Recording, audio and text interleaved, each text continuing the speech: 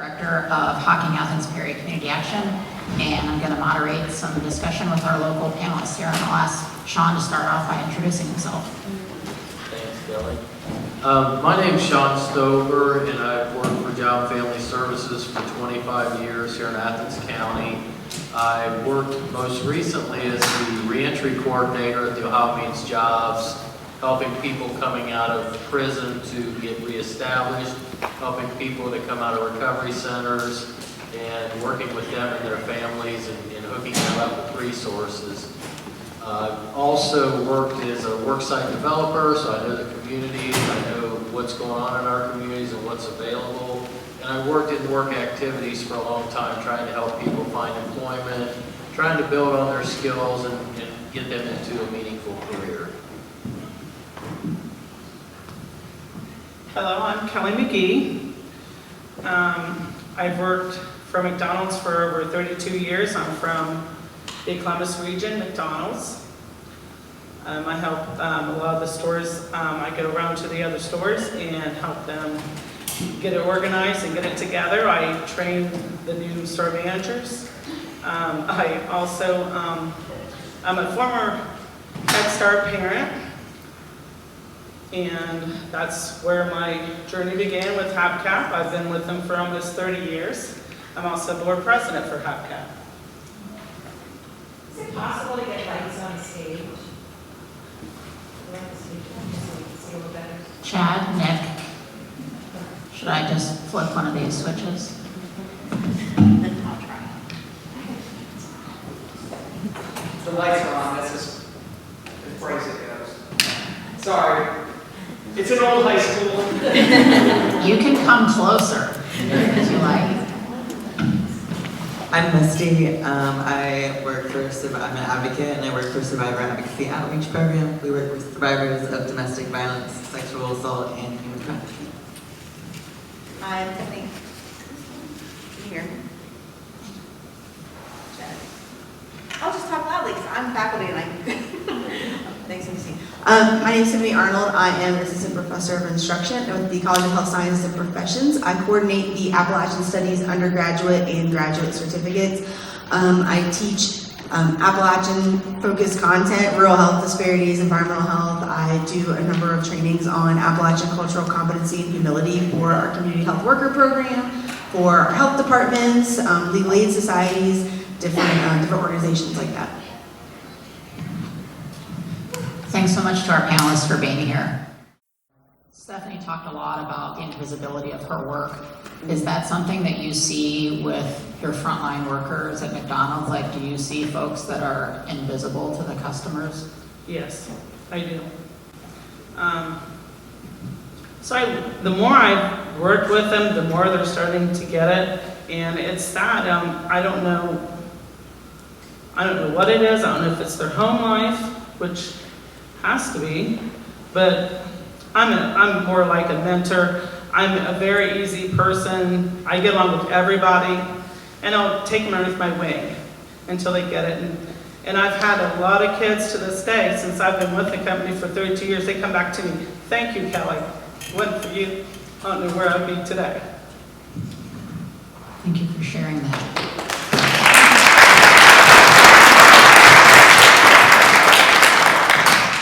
If I can pivot over to Tiffany, in the book, we didn't really hear a lot from Stephanie about outsider pressure to leave the region. And that's something that Appalachian youth face here. How does that pressure to get out impact individuals and our region? Yeah, growing up here, I am from Hocking County, which is right down the road a little bit. And so it's kind of interesting working at the university and then also being from here and knowing that when a kid, a student makes it into my classes and they're from this region, that their whole lives they've had this pressure that they've been told they're from K through 12, right, that you're not a success unless you leave. I was told constantly, you can be better than this place. You need to leave this place to do anything with yourself. Like, you can be better than this. And that's not an okay thing to communicate to our students, right? Because we have no positive association with being from this region. I had no desire or no want to stay here because I felt like that meant I was a failure. And so you know, with a lot of the students, I used to work in federal TRIO programs, which are programs that work with low-income first-generation college students to get them to college and to succeed. And, you know, most of the ones that ended up being, you know, unfortunately, by the white middle-class definition of success were those who went outside of the region to go to college. They went to Columbus, they went to Northern Ohio, they went to Ohio State, and they decided that they couldn't come back for a variety of reasons. When I interviewed some of them for my dissertation, I talked to them about, you know, what is Appalachia, right? What does that mean to you? And most of them, the only things they could say were really negative stereotypes about the region, because that's all they've ever been told. Is they're like, this, you know, they've been told this is who you are, this is what Appalachian people are, and that's it, right? You're poor, you're dirty, you're uneducated, and everybody's gonna think that about you no matter where you get in life.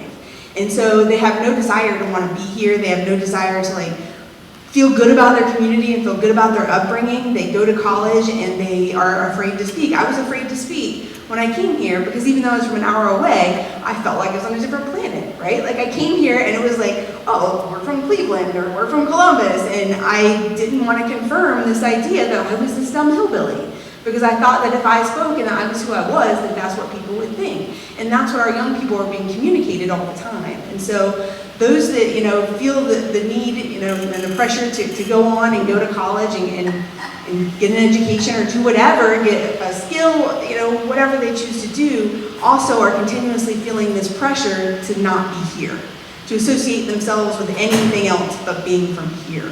And I do think that's changing somewhat, because you know, we have a big uprising in terms of people feeling more pride about this region and kind of defining this region in a different way. A lot of times this region is defined just by poverty, and we are so much more than that. We are cultural traits that have nothing to do with poverty. That, you know, there's now, you know, there's a lot of podcasts, there's a lot of books being written that are really positive and create a positive association with this region. But unfortunately, I think the messaging for young people is still that you need to leave here to be successful. And that just perpetuates into this series of this cycle where our communities are you know, under-resourced, underpopulated, we don't have a good tax base. We need a good tax base to pay for, you know, EMS services in schools and hospitals and health departments. And when you don't have the population here to contribute to that are underemployed or unemployed, then we're kind of left struggling forever, and we can't really get out of that. So that was a really long-winded way to say, but I feel like, you know, we really need to do better by our young people and showing them what being from here means and how that can be a positive thing for them and really spur them on in the future. Thanks, Tiffany. Yeah, hearing you talk about sort of the box of what being from here, what we're told it looks like. This reminds me of the stuff that's going on in this book a lot about all the kinds of boxes that we put around people in terms of like what it looks like to be on welfare or what it looks like to be a survivor. And I think that when there's this desire to like help with these issues and people are thinking about like what is a thing that I can do, I think one of the most powerful things that you can do is help not only to reflect on where those boxes are within yourself, but also the kind of boxes that you are putting around other people. In terms of like survivors thinking about the amount of people that don't speak up because their abuser is not what people think of as an abuser. They're like an upstanding citizen within the community, and how like even that box of like what that looks like can make it so that they're not able to speak, or just all of the, like what it means to be a person who's faced that kind of violence or is stuck in that kind of situation. And when we start to let people show up as the complexity of what they are, and also show up with the gifts that they have, I think in terms of this region, there are so many beautiful things about every person that I've worked with as an advocate that they've never had reflected to them before by anybody. And to me, it's really stark, it's really a surprising thing to be like, no one has ever told you that you have this skill or that you bring something to this world. And I think that's something that this book and just talking about this region can really, we can work on. I had a follow-up question for you too, Misty. I think, at least for me in reading the book, one of the things that I think made Stephanie seem so relatable is that she was hardworking, but also consistently trying to make good choices. She talked in her talk today a lot about judgment, and in our work as community action, when we're thinking about designing programs, there's all this concept of who is worthy of our help. Is it somebody that makes good choices, is a hard worker? Another thing that stuck out with Stephanie's talk today is it's not about the ability to make good choices, it's about good choices being available in the first place. And so my question for you, Misty, is, Stephanie made the decision, the book started off when she had made the decision to leave her partner in this dangerous situation where she had experienced intimate partner violence, but that choice plunged her and her daughter into homelessness and economic stability. Is that a common experience for survivors? And how do folks approach those kind of possible choices? Yeah, it's an incredibly common experience for survivors. I think that there's a lot of factors that go into that, especially within this region. Some of them is not because they went into that relationship already struggling financially. Being in a relationship with somebody who's an abuser means that sometimes your finances are controlled and those things happen slowly. Sometimes you're isolated from social supports, which is something that people don't think about. I think leaving an abusive situation, sometimes you don't, like in Stephanie's case, you don't have family, you don't have friends, you don't have another option besides sleep in your car. Sometimes the homeless shelters, the domestic abuse shelters, the shelters are full. So leaving literally means taking your kid and sleeping in a car someplace. And I think one of the things that is not always seen, and I've really come to embrace, and it's something that helps me show up and work, is just that we don't know the factors going into people's decisions. So when you see somebody make a decision that doesn't make sense to you, I think survivors often get told, why don't you just leave that situation? If they're not leaving it, there's probably so much that you couldn't possibly understand to that decision. And some of it is leaving it means I'm not gonna have a safe space for my children to sleep. When you were talking, it reminded me of a brief story I'll share. When Shawn and I were working together back in around 2013, we ran a reentry program in partnership with the Ohio Department of Rehab and Corrections. We had a participant in our program that had recently been released from prison. For a time, he had lived in a tent, but he got a job at the Burrito Buggy, and he lived in Chansey and would ride his bike from Chansey to uptown Athens just to go to work at that job. And he was working really hard to try to get visitation with his kid again, just really doing all the right things. And I was uptown one night, and I was like, oh, I'm gonna go see if so-and-so's working at the Burrito Buggy. And I go there, and there's these college guys in line, and just being completely disrespectful to him, just being jerks. And I thought, if they knew his story, they wouldn't be treating him this way. And I think that's one thing that was really powerful for me about MAID. And I don't know if really the lesson is it takes time to stop and listen to people's stories to really understand them. And I don't know, when you were talking, Misty, it just made me want to share that story. Maybe I'll pivot back to Tiffany. So your work and research focuses on cultural competency. Why is that important in Appalachia? And is it as important in the same or different ways in other regions where people struggle with poverty? Like I said before, I think a lot of times people are like, oh, Appalachia equals poverty, right? It's very flat understanding of who we are and what we are.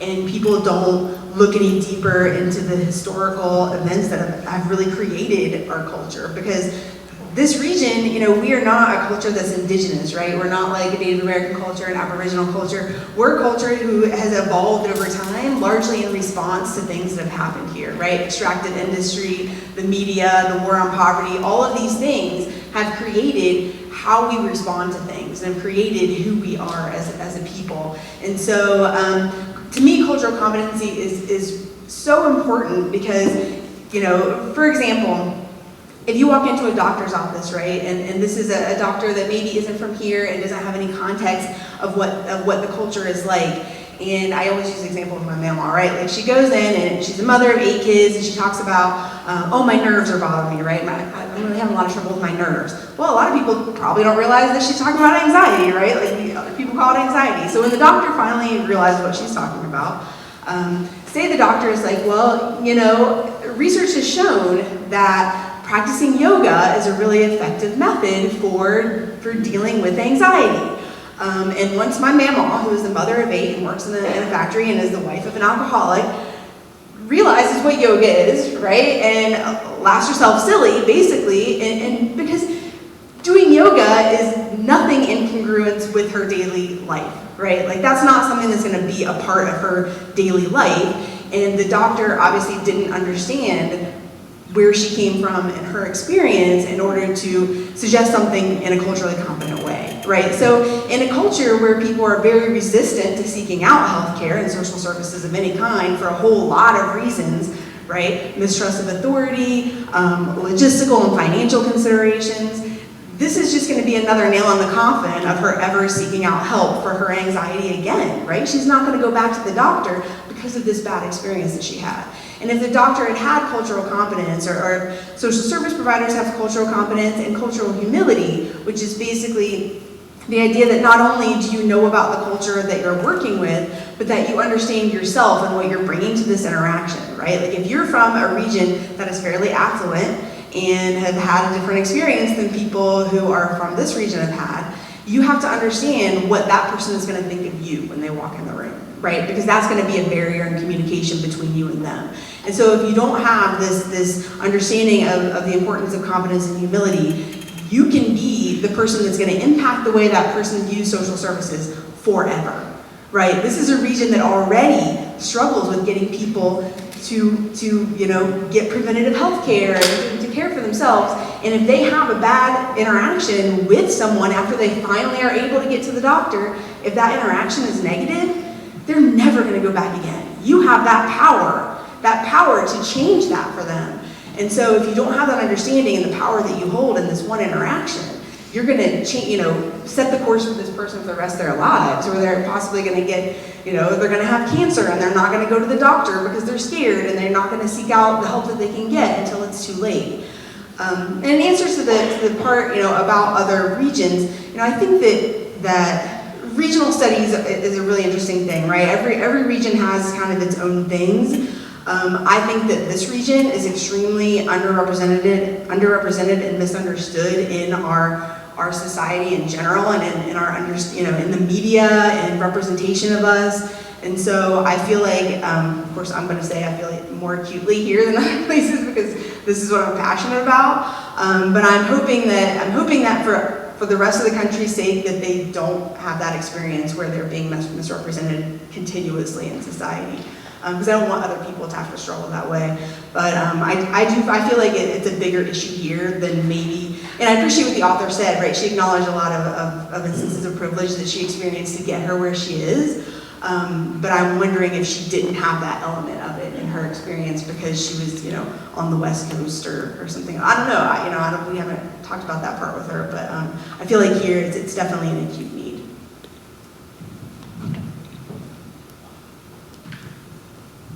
Misty, did you have something? Oh, we're just passing the mic. Sharing the mic. We're at about time here. Do any of you have any kind of last comments? Anything else you'd like to share? Insights, reflections? The only thing I can say is exactly what Stephanie was saying, is treat people with respect, don't judge. They've lived hard lives, they struggle, and they're doing the best they can. But as a community, we can lift people up. We can be that support system, that safety net, and we can help bring people up. We are all equal in the end. And that's all I have to say about that. It's actually reminding me of the last thing I want to say is actually something that my partner said to me recently, which is just like talking about working with people and how to like trauma-informed care. And I think a question we can ask ourselves, and I think should be regularly when we're talking to people, is do I think I can learn something from this person? And if the answer is no, then that's a place to work on yourself. Thanks, Misty. Well, big round of applause. Thanks.